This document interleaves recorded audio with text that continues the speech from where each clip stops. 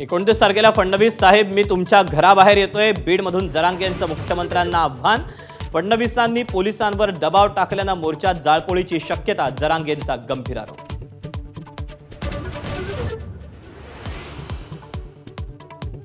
27 ऑगस्टला अंतरवाली सराटीमधून मुंबईच्या दिशेनं कूच, आरक्षणाचा गुलाल लावूनच माघारी यायचं, जरांगेंचं आवाहन।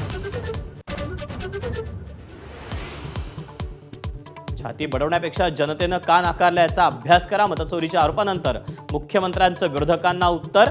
महायुती जिंकणार, ठाकरे बंधूंच्या संभाव्य युतीवरही भाष्य।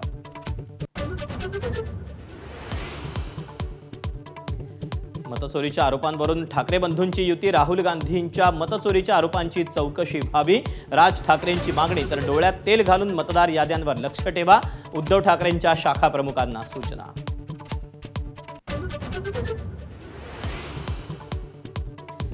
राज ठाकरेंकडून उद्धव ठाकरेंना फोन, बाप्पाच्या दर्शनासाठी शिवतीर्थावर येण्याचं आमंत्रण, उद्धव ठाकरे सहकुटुंब हजेरी लावणार।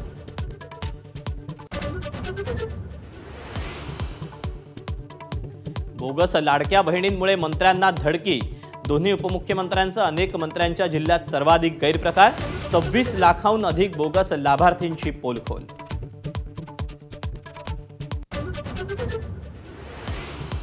उपमुख्यमंत्री अजित पवारांच्या पुणे जिल्ह्यात सर्वाधिक बोगस लाडक्या बहिणी, मग योजना बंद करू का, माधाच्या रोखठोक सवालामुळे अजित पवारांची चिडचिड।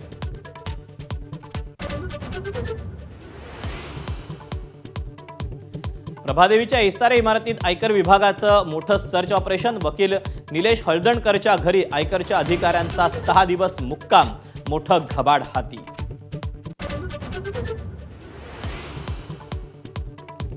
मुंबई पुण्यासह राज्यभरात बाप्पाच्या आगमनाची लगबग, बाजारपेठांमध्ये नवचैतन्य, खरेदीसाठी भाविकांची गर्दी।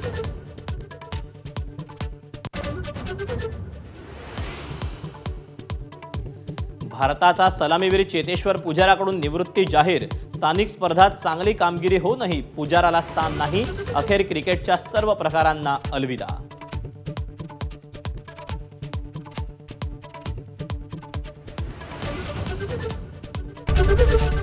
एबीपी माझा, उघडा डोळे बघा नीट।